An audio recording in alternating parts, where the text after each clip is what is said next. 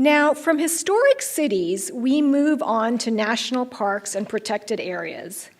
I'm especially thrilled to introduce the moderator, as he's a friend I haven't seen in years. Richard Bangs is a cross between an adventurer and a Renaissance man, traveling the world as a river guide, founder of a rafting company, writer, executive producer, and television personality. And I think he was even a stuntman at some point. He has embraced the world in a way few of us have, and was early to recognize the world's natural beauty and fragility, and enjoin people to travel with care and purpose. Friends, please welcome my friend, Richard Bangs.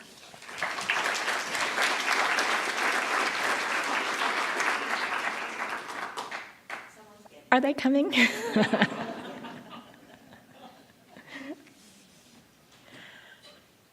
Richard always wants to make a grand entrance. I got lost.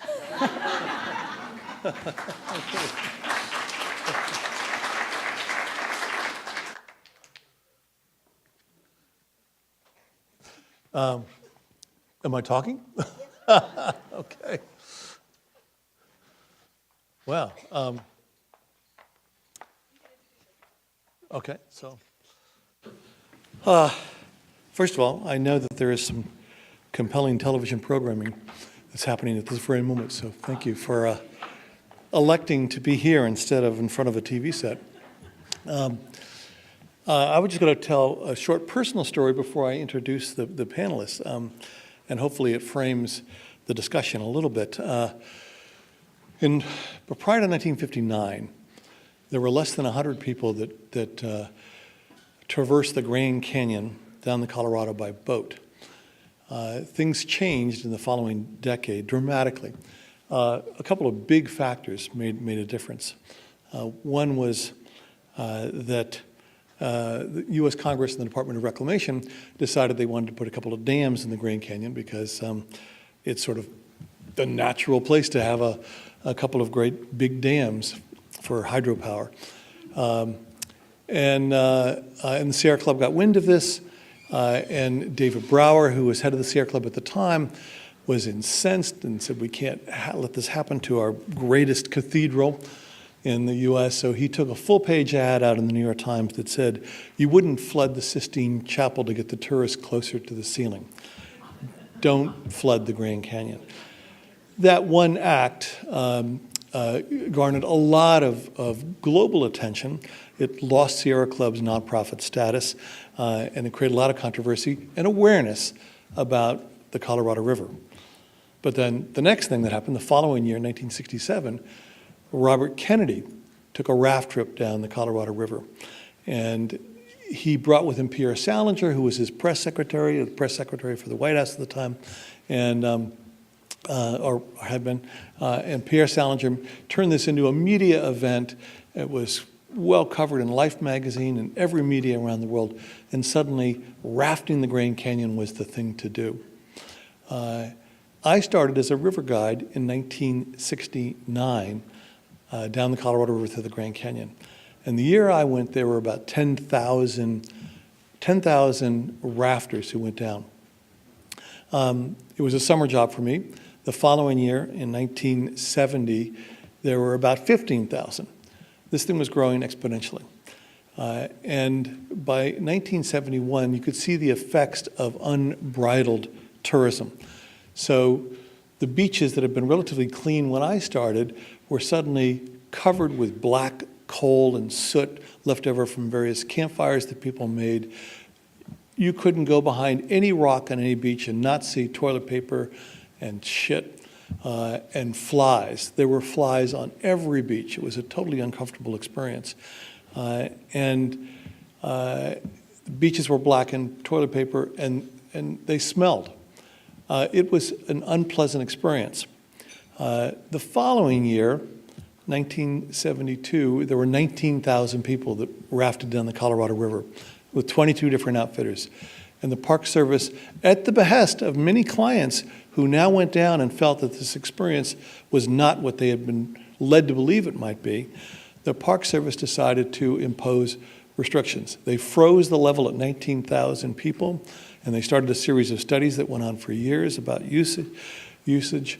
And lo and behold, they came up with a set of rules. You have to take out all your waste. You can't build campfires on the beaches. You have to use butane or propane. And now, if you went down the Colorado River, you would see a pristine, beautiful experience that has, I think, relatively well managed, that stopped this unbridled growth and turned the Grand Canyon into the showcase that it is today. Today, there are still 19,000 people commercially allowed to go down the canyon each year, and another 10,000 could go down on private trips through lotteries. So to me, that's a success story.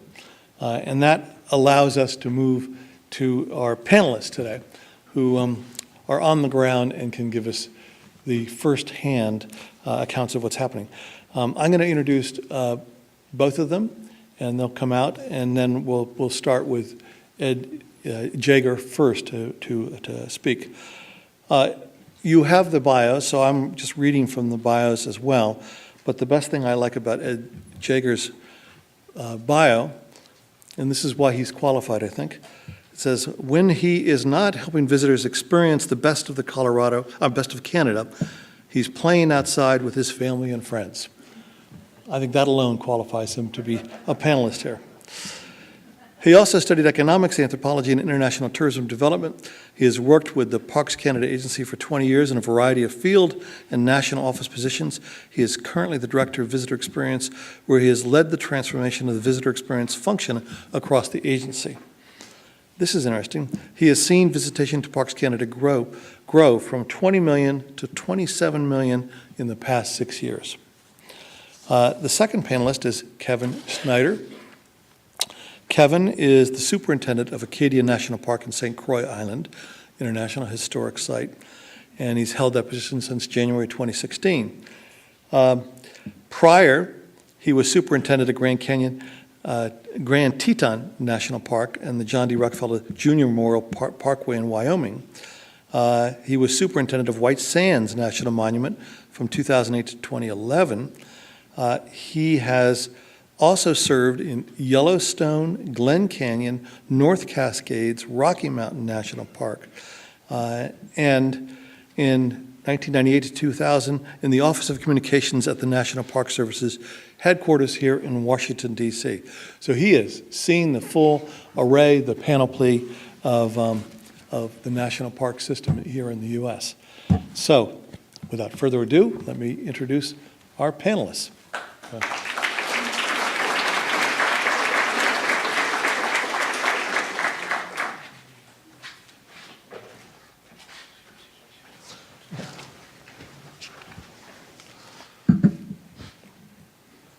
So thank you, Richard. So hi, everyone. I'm here to talk a bit about what we're doing around visitor use management Parks Canada. First, I want to just give you a sense of what Parks Canada is, what we're responsible for. So there's a video that I would like to be shown, which I was told if I said show the video, somebody would do it. And I got a thumbs up, so here we go. In the beginning, there was nature, the oceans, the forests, the mountains, and so history was passed on, and memories took shape, defining us, uniting us, creating a legacy that's ours to preserve, and ours to celebrate. Beauty amazing, got a kiss from the sun, and that thing will be blazing. I'm dreaming, dream catches, catching on my field, catches forest run, running the river to the water, relax us jumping to the beat, birds flying to the creek, part of the plan, dirt on my feet, feeling the breeze, feeling that beat it, I beat it, the beast, feeling that peace, feeling that ease, hold up, can't be fighting the feeling I need. A message from the Government of Canada.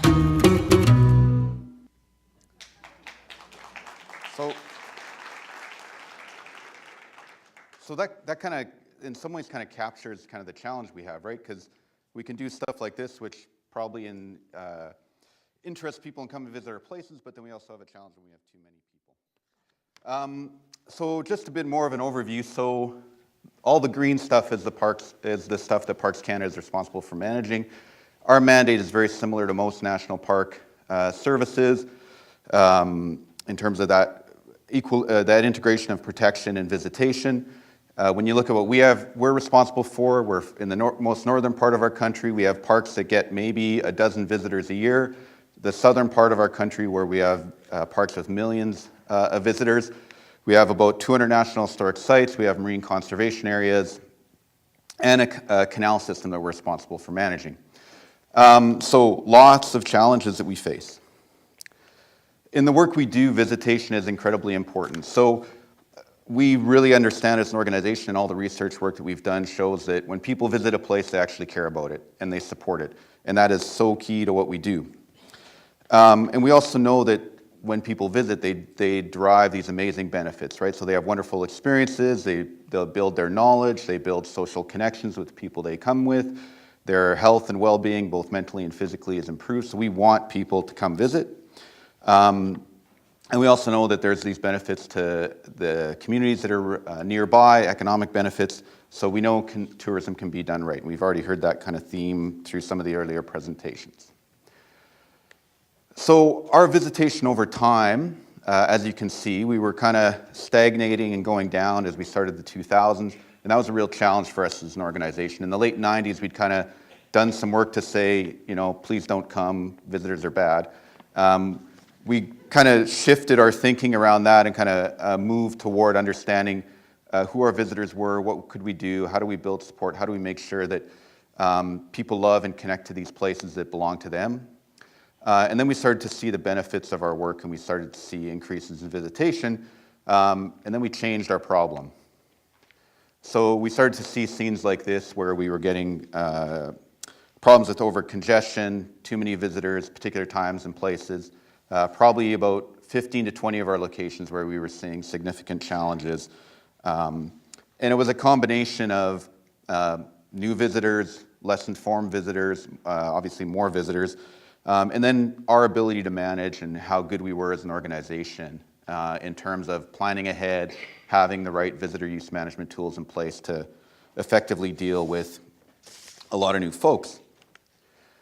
And then this crazy thing happened. Our country turned 150 last year, and our government said, wouldn't it be cool to make visitation free? I won't repeat what I said when I heard that, but it was certainly a big challenge, and my team was really faced with what are we going to do? And I think we did some really smart things. So we told people that you need a pass. You can get a pass for free, but you have to have a pass. And it was kind of a grand illusion, because if you came and you didn't have a pass, we would give you a pass. But it created this whole phenomenon. In the first month, we had 2 million people order passes online. In total, 6 million passes were ordered. We sent passes to the Vatican, to Antarctica. Most of them we sent to Canadians, which is great, and we could be very happy as we were Parks Canada staff walking around major cities where everybody would have their hang tag from Parks Canada in their car. But 2.5 million of those people signed up to our email list and said, please spam us, Parks Canada, which was an incredibly valuable tool for us in a couple of ways. One, it let us know where people were ordering passes from, so we could understand potential for visitation as we moved into 2017. And another tool it gave us is to tell people ahead of time, it's going to be busy, plan ahead, here's places that are going to be busy, and here's ones that aren't, or here's times of the year when it's busy, and here's places that aren't. So go here and kind of shift your visitation patterns. So when we were faced with this whole challenge as an organization, we said, okay, we have to plan, we have to get out ahead of this thing, we have to absolutely be prepared. Then we need to really effectively communicate with our visitors, and then we have to deliver on all that work we've done. And if we do that, we won't have scenes like what you see in the pictures there. So we started doing a lot of work around forecasting visitation. We have a very good social science team in our organization, and they were looking at what can we expect in terms of the total number of visitors. The challenge they had is we'd never done free entry, so it's kind of hard to predict based on past experience when you don't have that past experience. But we were monitoring that early interaction on social media. We saw the pickup from the orders of the passes. And we also knew sort of what our peaks were throughout the year. And then we did some really interesting work around identifying locations where there could be excess number of visitors arriving, right? So if you're a faraway park with limited number of campsites and accommodations, you know you're not going to see a big spike in visitation. If you're an hour and a half drive from a city of 1 million people, then everybody that day could decide to come and visit you. So you have to be prepared differently given those circumstances. All of our locations, especially the ones where we knew we were going to have challenges, built traffic management and congestion plans. And just having staff on site or having companies come and help us with directing traffic and parking makes a big difference. One of the things we saw was how we could increase the capacity of parking lots by like 20% just by having somebody tell people how to park. And if you don't tell them, then it would fall sort of into chaos. It was quite interesting. We worked closely with local law enforcement. We put in place transit and shuttles and we sort of went from about 20,000 transit users or shuttle users per year to about 250, 300,000 across the system. And then we had locations where we started to put in timed parking. So you'd show up and you have sort of a 4-hour block where you could stay to visit a particular location, and then you had to move on. We also built up our team. So we brought our staff on earlier. We had more staff available to support visitors. We provided specific training to staff in terms of, so how do you work with visitors when you need to set their expectations properly because it might be busier, or how do you guide them to go to places where it won't be as busy? And the other parts that are really key was around waste management, around cleaning, to make sure those problems sort of don't arise beforehand, and then we can quickly get control of them when they do arise. Waste management is a huge issue, like that creates so many challenges around wildlife and so on, so really critical for us. And then we worked with our partners, local tourism organizations, gateway communities as well, to make sure people who came were properly informed of what they could expect. On the human wildlife management side, we really understood that we were going to get more visitors, maybe with a bit less experience, so we wanted to make sure that we were properly communicating with them. We find that that sort of personal face-to-face communication works really well. And we would have people either clearing up bear jams or wildlife traffic jams, so people stop on the side of the road and get out of their vehicles, take pictures, and we have to sort of manage that, get them back in their cars and moving. But also at picnic areas, at campgrounds, just helping people understand how do you keep your campsite clean so you don't set things up so then wildlife get access to food and start to behave inappropriately. A really key piece of what we did was around hidden gems and around helping people understand where can you go, what can you do where the crowds aren't necessarily going to be there.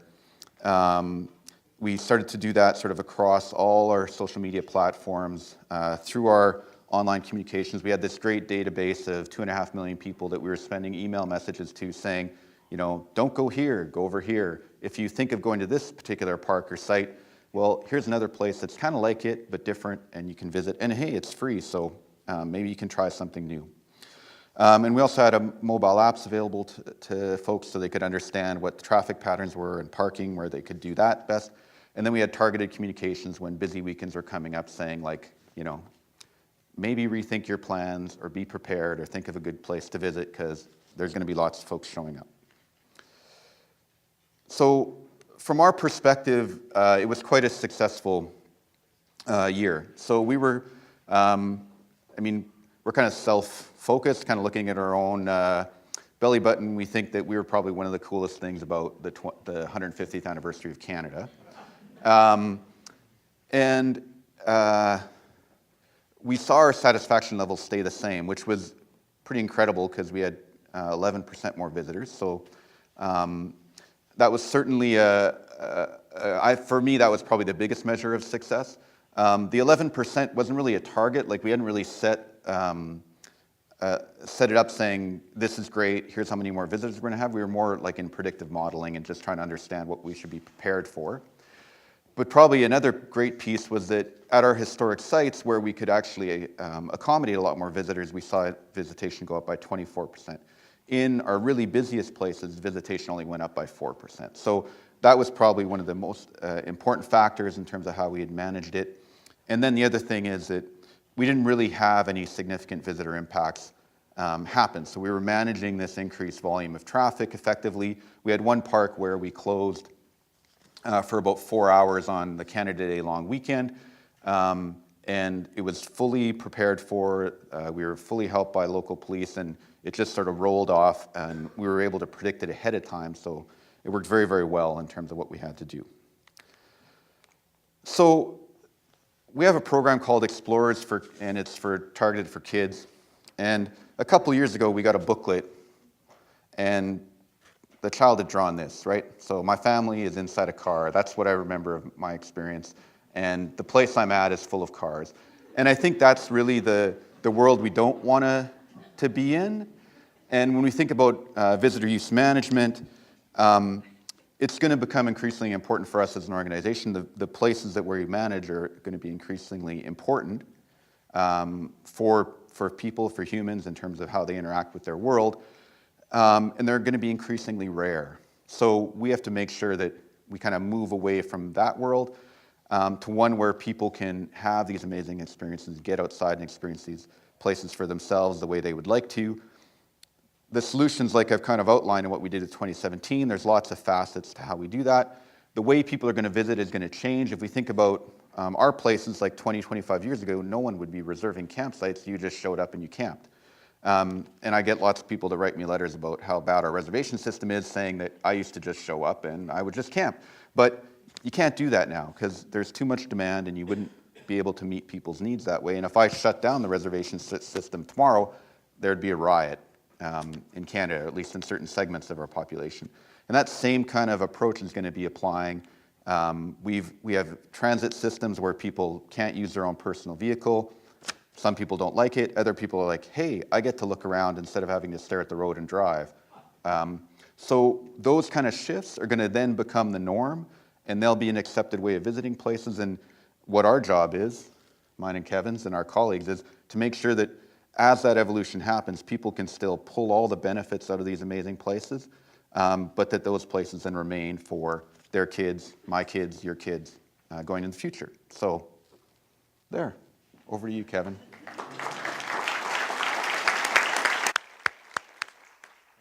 Nice job. Well, I think the experience that Parks Canada is seeing is very similar to the experience that we're seeing in the U.S. national parks. And so I'm going to take that experience and really kind of apply it at the park level, at Acadia National Park in Maine. I'm Kevin Schneider. I'm the park superintendent at Acadia. Just get a sense of the room. How many folks in the room have been to Acadia National Park? All right, there's a good number of you. That's fabulous. So I don't need to spend too much time, but for those who haven't, we're actually near Parks Canada, just 100 miles at the end of the road from us is Canada in Maine, in the far northeastern part of the United States. And Acadia National Park, much of it is on Mount Desert Island, but portions are on the Scoodic Peninsula, which is on the mainland in Maine, and Isle of Ho, which is an outlying island. And the park is really known for these spectacular ocean vistas where the Atlantic meets these beautiful pink granite cliffs of Maine, forests, these cathedral-like forests, and then spectacular hiking trails, carriage roads. All of this network is historic. These are trails that were built even before the park's establishment more than 100 years ago. And so this spectacular landscape really is an outdoor recreation paradise. Places to tour, to see, to experience this marvelous landscape that's Maine. One of the challenges for us at Acadia is that we're only 35,000 acres in size. So Acadia, as far as U.S. national parks go, is very, very small. And that creates its own management challenge because we have a whole lot of visitors spread into a small area.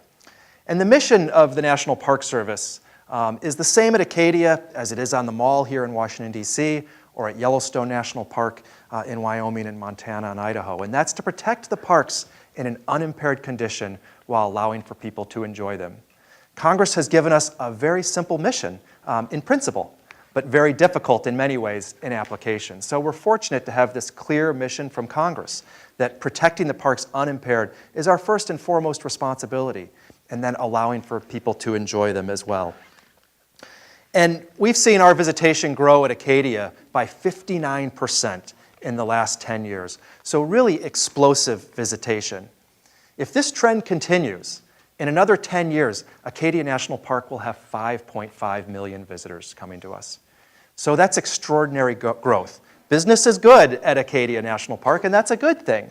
But the challenge is, how do we manage those increasing numbers of visitors? And in certain times, in certain places, we see some real issues with this volume of visitation. And again, remember, Acadia is only 35,000 acres. It's the 7th most visited national park of the 60 or so national parks in the United States. It's the 7th most visited. But if you think of us in terms of visitors per acre, we've got to be at the top of the list. And so the park is known for these beautiful historic motor roads that were built in the 1930s. They were built for Model Ts. They were not built for the volume of traffic that we see today. They were not built for large motor coaches. They're historic in nature. They're listed on the National Register of Historic Places. And so these roads themselves are a feature that we're trying to preserve unimpaired. And the kinds of challenges we see are images like this. This was an example of Memorial Day weekend this year. And this is when our Island Explorer bus service hasn't started running for the season. And so there's no alternative transportation for people. And you have literally people parked in the travel lane of the road. These are roads without shoulders. They're historic, narrow roads. And so people parked practically everywhere.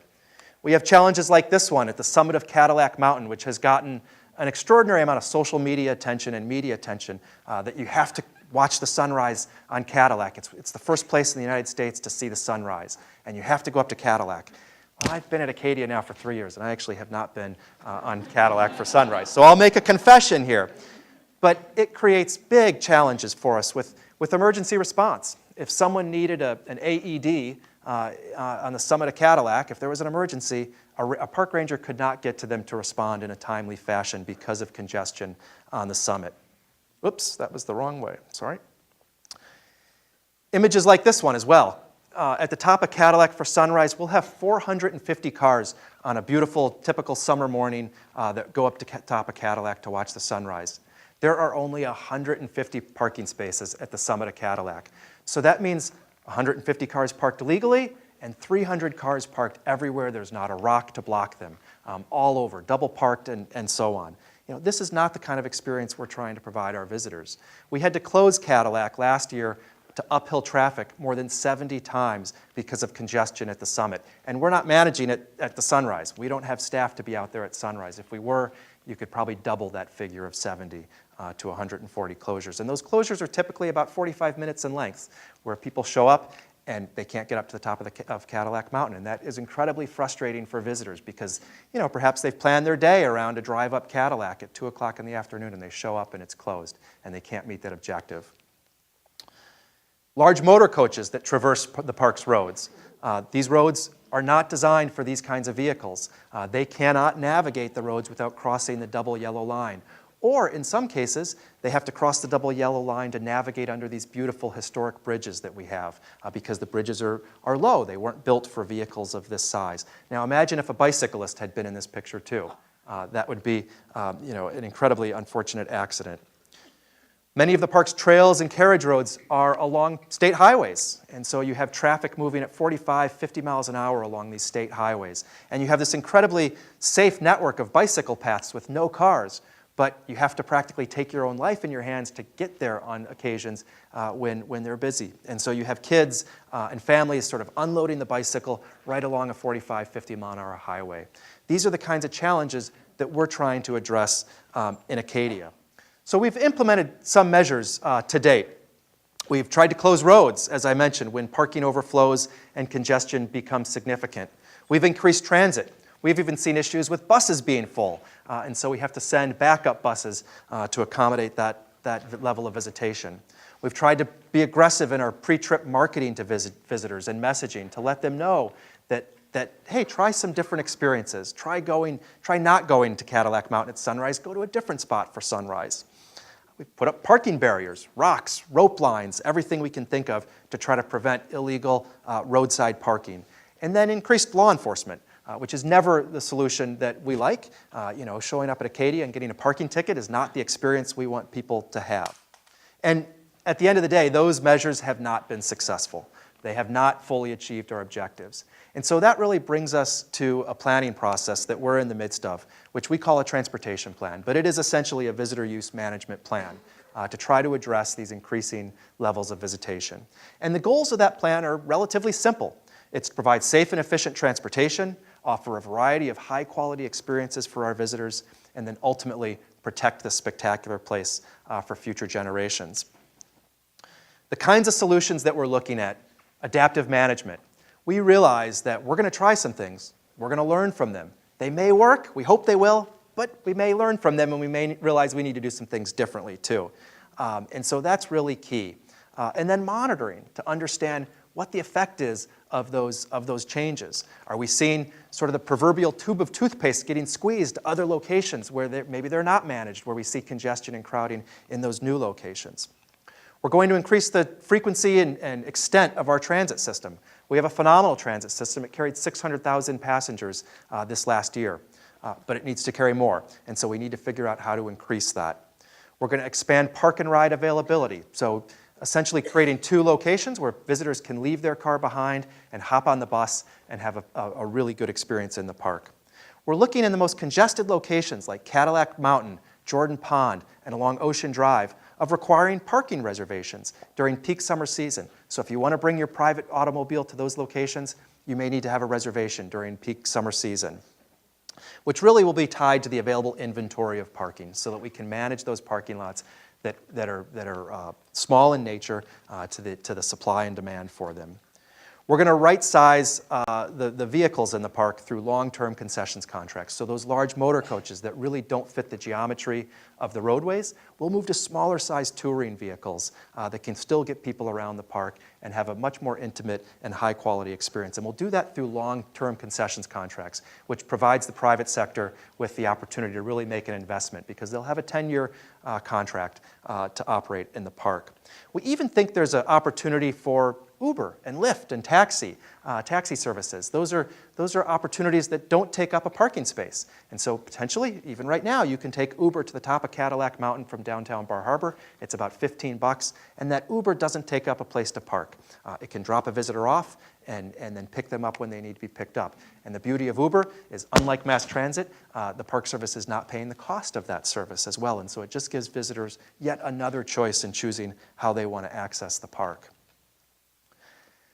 So what I would offer today in terms of sort of wrapping up and thinking about what the unifying theme is here is that I think when people come to national parks and protected areas, and Acadia in particular, they're seeking these authentic experiences. And authenticity, ultimately, is the thing that we are really trying to provide. So what is that? It means the opportunity to experience wildlife, not in a zoo. This wildlife on its own terms, whether it's a grizzly bear in Yellowstone National Park or Banff National Park or elk or whatever it may be. It's the opportunity to experience that on its own terms. The opportunity to view these landscapes that are undeveloped, that don't have signs of extensive human influence. It's the opportunity to get out and think about things that are bigger than yourself, to get out and marvel at these landscapes and realize that we're just a small piece of this overall landscape. It's our road system, as I said. It's the roads itself that are historic in Acadia. And so authenticity means not changing these roads to accommodate motor coaches, for example, or to build bigger parking lots. We cannot build our way out of this in these crucial locations in the park. And so maintaining authenticity really is equivalent to our mission of protecting parks in an unimpaired condition. And if we do that, ultimately we'll be able to maintain this sense of authenticity. Authenticity is also time on a trail with family or friends. It can be a very social experience. But having that experience being out, exercising and in nature, again, on your own terms. There is no gas pedal when you're out on a trail. You're going to do your own work. It's challenge, the sense that there is no, this is not Disney World. You can actually get injured. There is a real inherent risk in some of these activities in national parks, and that itself is an authentic experience. It's community as well. The opportunity to interact with people that are residents, that are locals, and that's an important component of authenticity. To experience down East Maine, again on its own terms, to experience what places are really like, not a plastic recreation of it. And Acadia is a very porous park. Acadia is very much part and parcel to its communities. And so the opportunity to experience those communities really also makes for an authentic experience. And if we do those things, we can ultimately preserve this magnificent national park for future generations. It means not killing the golden goose. And so, our mission of preserving parks in an unimpaired condition really relates to the idea of authenticity in these tourism destinations. So thank you for your time. I appreciate everyone coming together. This is a great discussion today.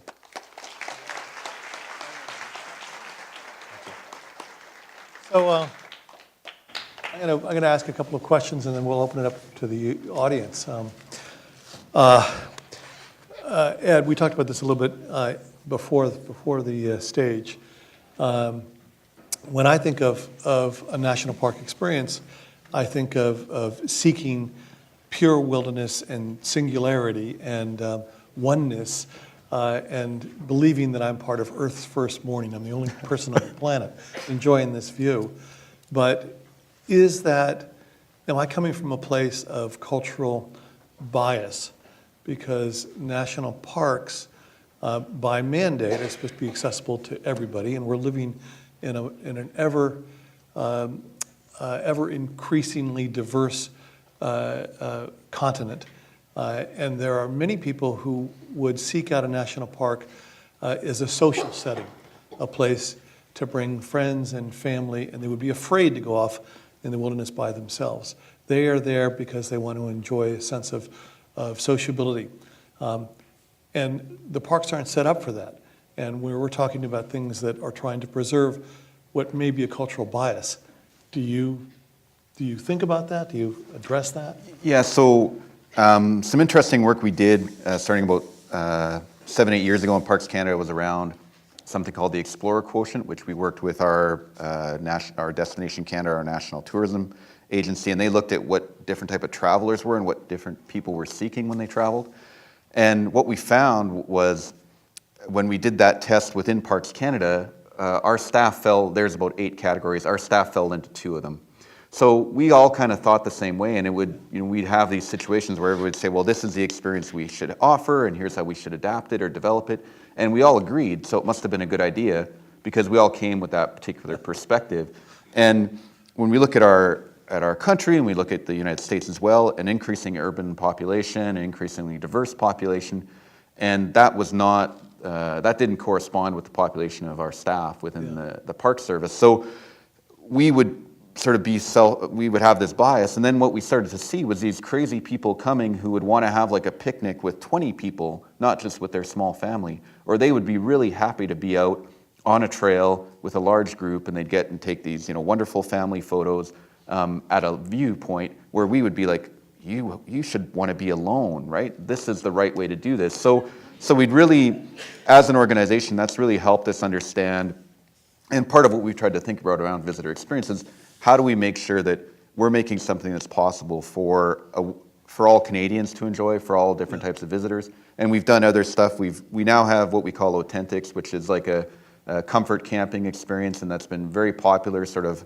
multi-generationally for folks who are a bit older or folks who haven't really had a lot of experience camping. We have a whole Learn to Camp program where we have opportunities for urban Canadians to get sort of their first taste of being outdoors and understanding why. Like, why would you want to actually do something as crazy as sleep on the ground in a tent in a wild place where you could get eaten by a bear, right? So that sort of is all sort of coming together for us as an organization, and I think the biggest part for us is to break down the barrier of thinking that we own the truth on how you should experience a natural environment. It's a very good point. Yeah, and it's dynamic. It's ever changing too. Yep, so. Absolutely. Kevin, a couple of things that I noticed in your presentation. One is mentioning Uber as part of the solution. And I would think the opposite, that it may help with the parking problem, but it will just bring more people into the park. So is that something you think about? Well, we think about this really, this transportation plan is a visitor use management plan. And so we are required by law, for example, to set visitor use management capacities and to understand what that looks like.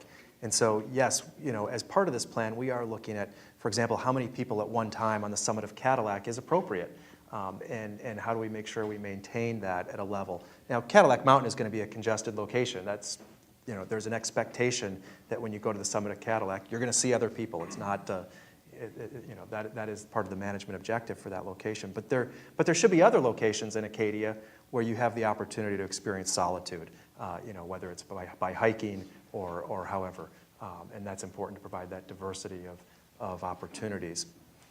And those different tools like Uber and stuff, like the whole, like Kevin mentioned, adaptive management. And that may happen, and it may be a useful tool for us, or it may end up that we just have more traffic on the road and it creates more of an issue, right? So as managers, you kind of are navigating through that as it evolves, and then you try to adjust as it goes on. You're adaptive. That's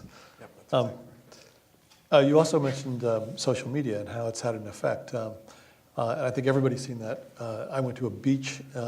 It was a secret beach in Malibu a few weeks ago that for years nobody knew about it, but then it showed up on social media and it was unbelievably crowded. And you've experienced this firsthand. But does social media also have the possibility of self-correction? Meaning that if somebody has an experience that's unpleasant because it's too crowded, doesn't he post that on social media and say, try this other spot or go here? Doesn't social media have that capability to manage this on its own? Yeah, I think it certainly can. Although I don't want to see people come to Acadia and have a negative experience and post that on social media. If that happens, that means we're not achieving our objectives. So the desire is to make sure we're providing really high quality experiences.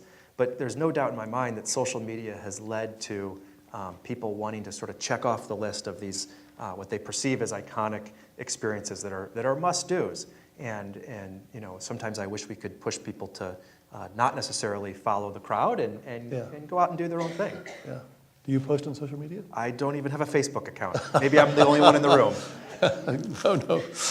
You're a leader at that point. For as long as I can remember, the whole system of backcountry permits has been pretty accepted and fairly successful. So there's typically a quota for a backcountry permit, and somebody who wants to enter, camp, hike, has to show up in person and apply. And very often, if they aren't there at a certain point in time, they don't get it. They accept that, and they show up the next day until they finally get the permit that they seek. Why not apply that same concept to front country to manage crowds? Because it's not what people want. They want to be able to plan ahead of time, and they want to be able to have a vacation, set it up for themselves early in the year. Like we've seen this. We established our national reservation system about 10 years ago, and the growth has just been explosive. In the last 5 years, we've gone from about 120,000 reservations to about 350,000, and it's been fascinating. If I want to reduce the use of a campground, I just pull it off the reservation system, guaranteed. And if I want to increase the use of a campground, I put it on the reservation system. That's your lever. You can use. Yeah, absolutely. So, and our visitors now are, they're planning farther ahead, and they've learned how to use the system.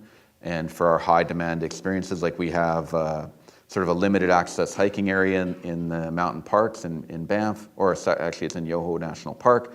And when there's about 1,000 spots available, and the second that launches, there's 17,000 people online trying to get a spot, and within 2 minutes, they're all gone. But they want that.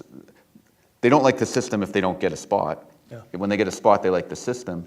But they want to be able to plan that ahead of time so that they can sort of organize themselves. And that's kind of the world that our visitors are operating in now, and that's what they ask us for. Yeah. So I think we're kind of looking at a little bit of a paradigm shift in some ways, where we've had these backcountry camping systems that are really embraced by the public. At parks with backcountry camping, we don't get a lot of sort of pushback from the public. People understand that those are in place to protect that experience. And so, we're starting to see some of these in certain places like Acadia, consideration of these ideas where, if you want to drive your car to that location, maybe you need a parking reservation. But it creates as Ed said, it creates a positive experience because now you can plan. You know that you'll be able to achieve your objective. You can go, you'll have a great experience.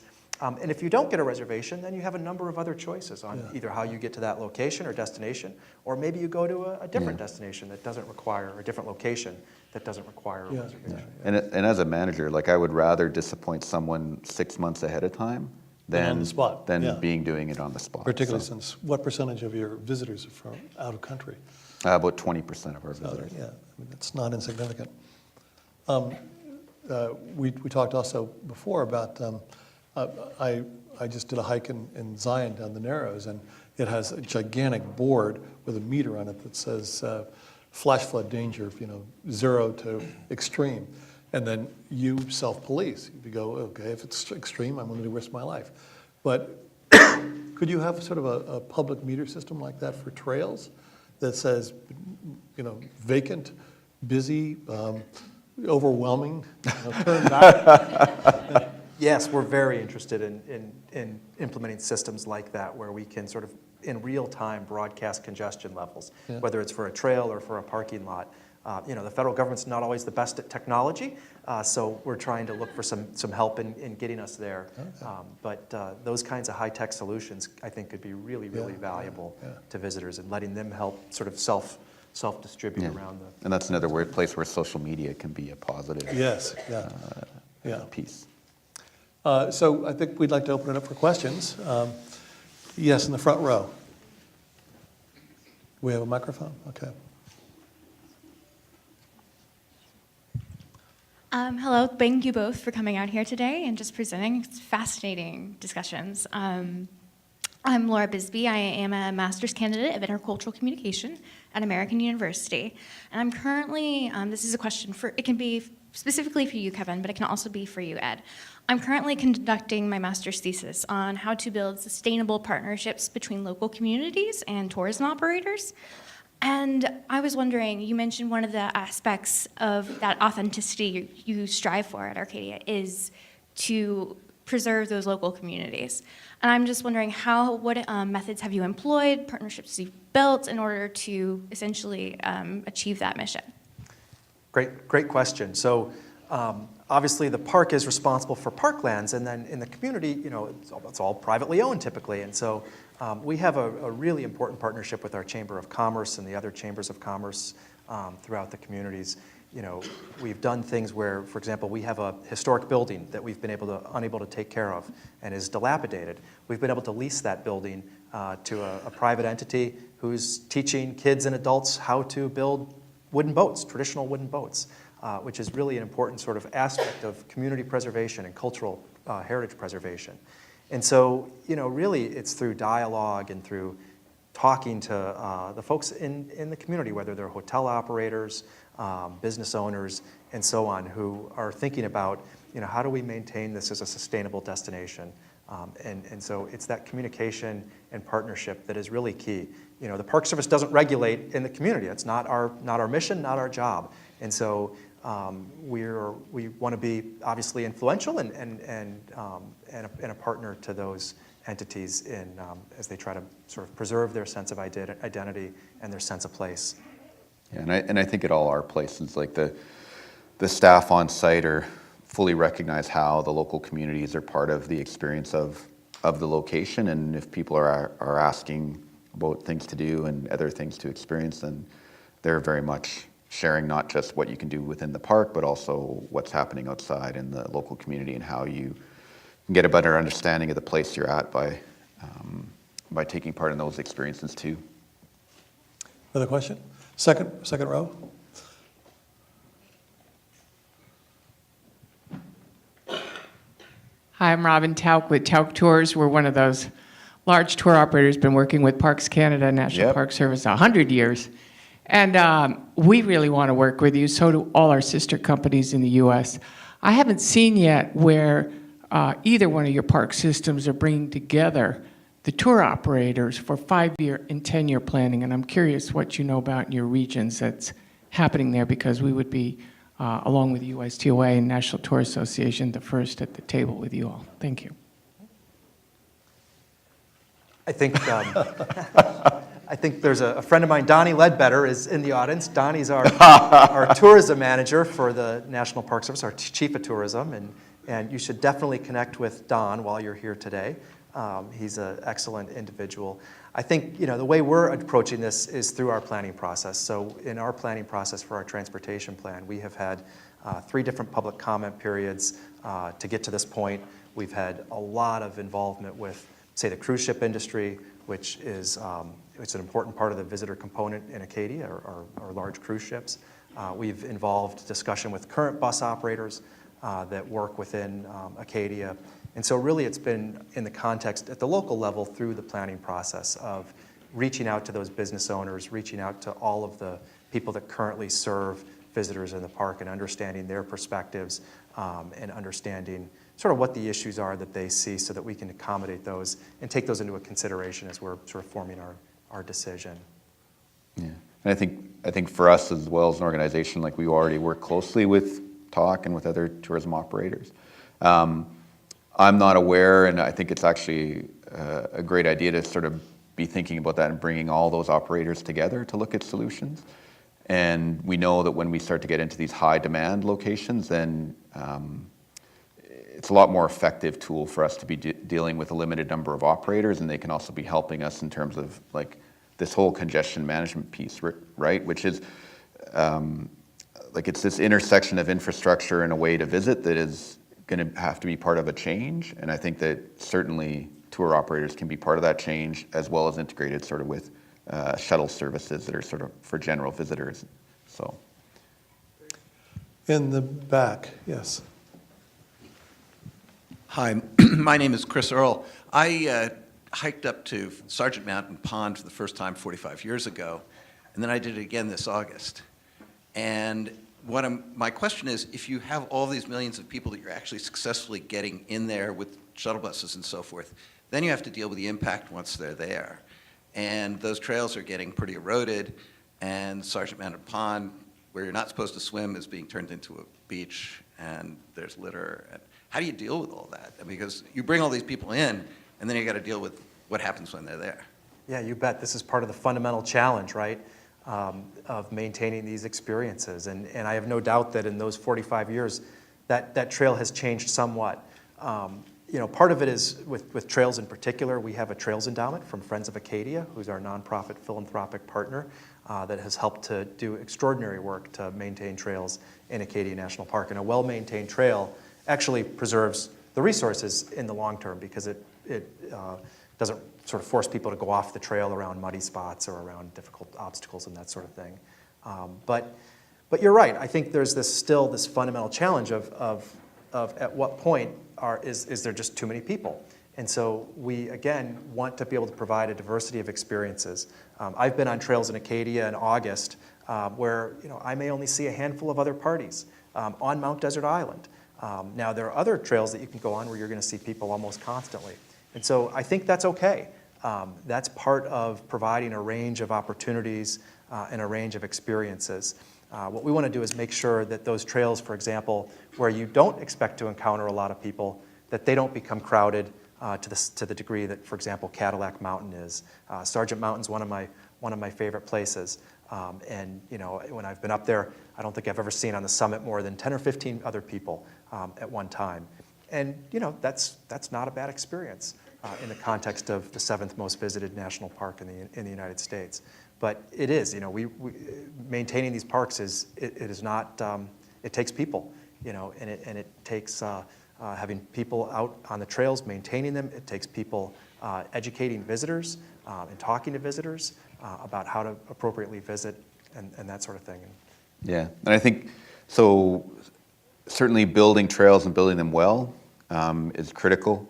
Then it's understanding and make sure you have the right amount of resources to sort of maintain that experience, like when we're talking about collecting garbage and so on, and also helping visitors understand what the best way is for them to visit.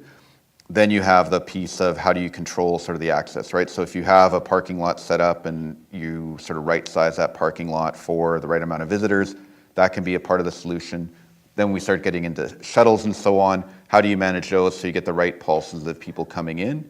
And then there's a point at which you're going to set that system up so you have a limited number of people that can go in. We have examples of that, like for example in Bruce Peninsula National Park. It's about a 200 vehicle parking lot area. People can only get reservable parking passes to go there, and that sort of keeps access to a particularly desirable part of the park limited, so that we kind of preserve a certain type of experience and we limit the amount of garbage that accumulates. We limit the amount of people that other visitors are encountering. But you can make some of those adjustments to increase the number of people that can go, but then there's a certain point where, you simply can't go to visit that place on that particular day if you don't have a reservation, for example. Yes, in the front row. Yes.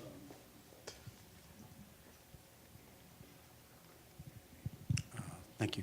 My name is Mark Seth Lender, and I'm a producer at Living on Earth, which is nationally broadcast in the U.S., and my role is wildlife. I produce wildlife content.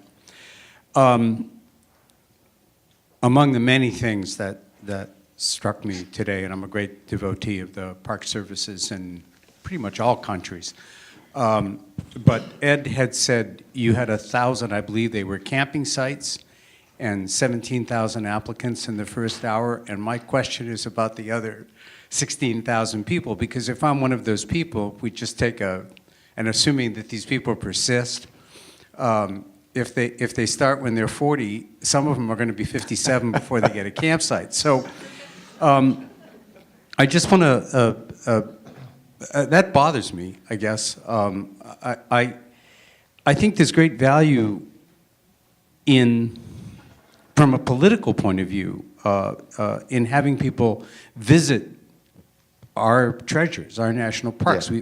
If we lose that constituency, we're in real trouble. I guess you could argue those people are still, anxious to go. But the most common comment I have about my work when I write about wildlife is, you made me feel as if you were there. I saw it through your eyes. And I wonder if there's a virtual component for this, or a way to make an experience that's in situ but at a remove from the top of the mountain. A big screen pair of virtual reality goggles, something we can do that still gives people the experience, that doesn't exclude them, but doesn't destroy the thing that we're there to love and appreciate, and still gives economic value. I see us as in a crisis from both directions of losing habitat in my experience. There's nowhere in the world I have been in the last 10 years that isn't in some kind of trouble. I see us slipping politically in terms of everybody seems to know the value of this, but I can't get politicians to talk about it. Somehow we have to hold on to that other 16,000 people. We got to hold on to them.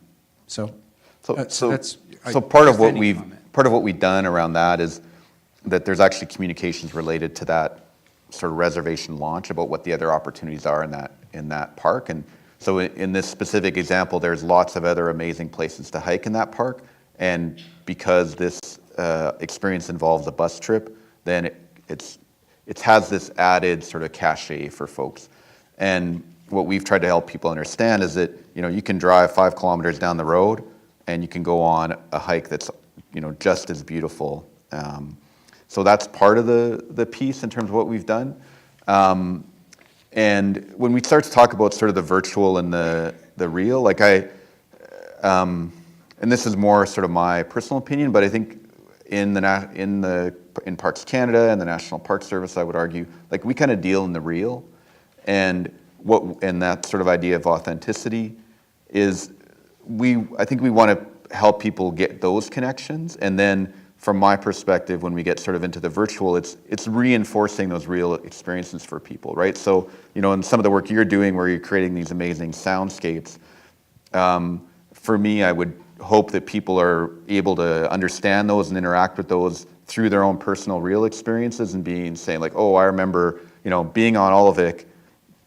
I've never been there. You've went there. You let me hear what it sounds like. And I reflect back, oh yeah, well, when I was in Acadia and I went on this trail and I was all alone, I create that link. So I think the virtual is kind of reinforcing. I would be worried about a world where it was replacing.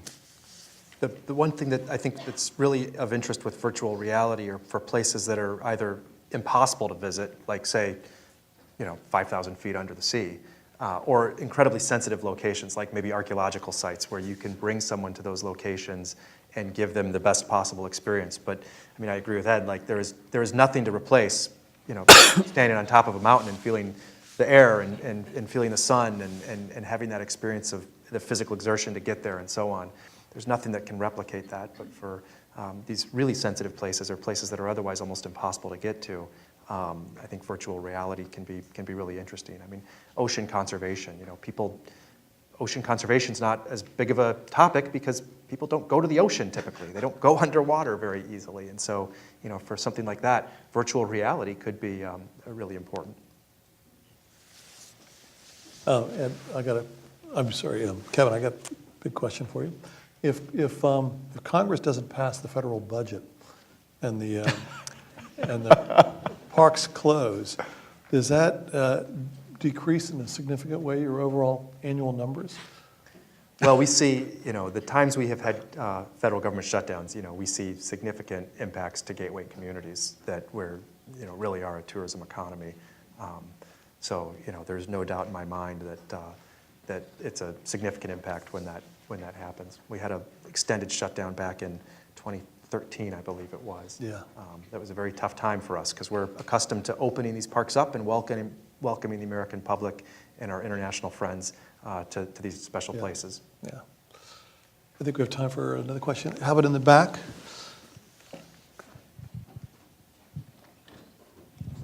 Hi, thanks. Ethan Gelber, a travel writer, journalist focusing on responsible and sustainable travel for quite a long time. Hate to bring up the evil side of things, but no one really has talked about money in terms of entry fees as one of the levers of control. Ed, you sort of brought it up in having dropped entry fees last year, and yet you still managed the quality of the experience in the park. U.S. National Park Service is about to raise fees incrementally on over 100 parks in the U.S. Is that for budgetary reasons? Is that because you're trying to control access? And the big question for me, are you limiting access to the wrong kind of people or the right kind of people? I don't know exactly how to ask that, but parks should be open to everyone. If you're limiting it only to the people who can pay for it, then we're not necessarily reaching the whole population. I'll speak on the U.S. side first. Entrance fees are a really important source of revenue for us, and we are able to use that funding to help maintain trails. Much of it is focused on deferred maintenance. It pays for lifeguards at Acadia National Park, for example, and it helps operate our transit system. A third of the entrance fee at Acadia is for transit. And so, our fee went from $25 to $30 on May 1st of this year, a small increase. I don't think fees are a barrier for many people. But on the other hand, we also want to make sure that these national parks are accessible to all Americans, regardless of their socioeconomic status. So, I don't see fees as, we're not using fees as an incentive or a disincentive to sort of manage visitation pressure. Our fee would have to be quite high in order to probably have it become a factor in actually pushing visitor behavior in a really significant way. But that's not the intent of the fees. The intent of the fees really is to provide some additional funding so that we can maintain the parks in a good condition. Have you considered surge pricing? There's been sort of discussions, but we've not implemented anything. And again, if we use something like a reservation at Acadia, it's likely that reservation is going to have a small fee for parking, associated with it to offset the cost of the reservation. But we can then set that price point so it also offsets the cost of providing transit. And so we're essentially using the private parking to help offset the cost of providing mass transit, which provides some incentives in perhaps in the right direction for people to take the bus, which is free at Acadia. Yeah. I think for most visitors, the fee is for visitors that are coming from far away, the fee is a very minimal part of the overall cost of their trip, and I would be very surprised for most of them if it actually made a difference in their travel decision. Again, for Parks Canada, fees represent about 20% of our overall budget, so very important source of revenue. Fees are all reinvested in the place where they're generated, so that as well. And we know that, like in terms of willingness to pay, studies that we've done, visitors are interested in paying fees if those monies are reinvested in the location that they're from. I think there's other tools we can use to sort of ensure accessibility for people who may not have that same kind of access, and I think that has more to do with the distances they need to travel to come to our places, or providing them an understanding of some of the places that are nearby and providing programs so they can get involved and come to those nearby places. So I wouldn't want to necessarily live in a world where we were like doing surge pricing and seeing sort of massive increases in the amount of our entry fees. I'm much more interested in things like reservations or paying for specific programs and sort of increasing revenue generation through those other avenues where people can make decisions on how they visit. They can still come to visit, and they just sort of change the form of their visit based on what their income is. I know in the front row you've been trying to ask a question. Yes.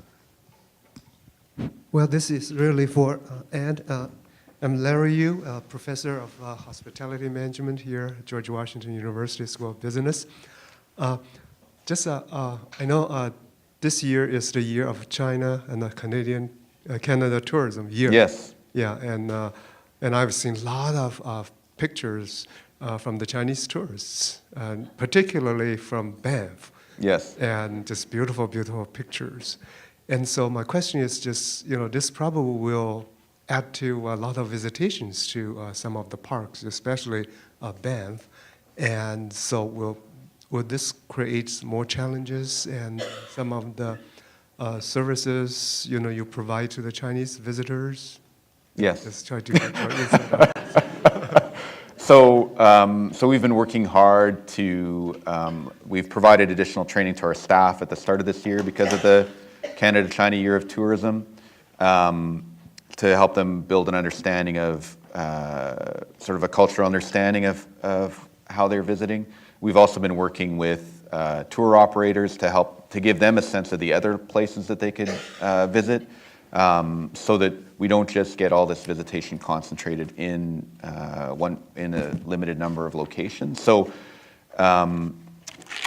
it's going to continue to be an ongoing challenge for us, and we'll have to sort of adapt and manage as it goes. I think we've seen now China is either first or second in terms of our international source of visitors, and because of preferred nation status, it's going to grow. We actually just signed an agreement with the Forest and Grasslands Department, so we're going to actually also help them think about what they're doing around visitor experience. So I think, and that may also be a way for us to kind of maybe help shape and help folks in China understand visitation and what you do in national parks. And then there's also sort of a growing independent traveler sector that's coming out of China that we're also going to have to adapt to. So I think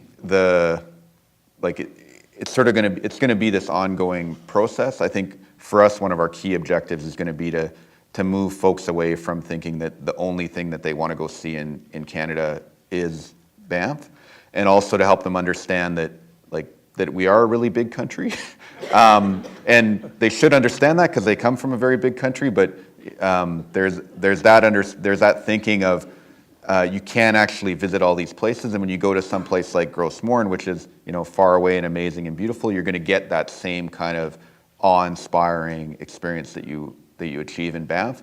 And when you go back home, you're actually going to tell people about something that they don't know about, which may be of value too. So, I think we're off to a good start, and we'll see how it continues to evolve. Thank you.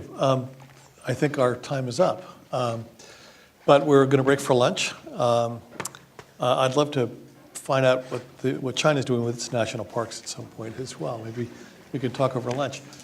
But thank you, Ed and Kevin. Yep. It was fantastic. And, Thank you. yeah.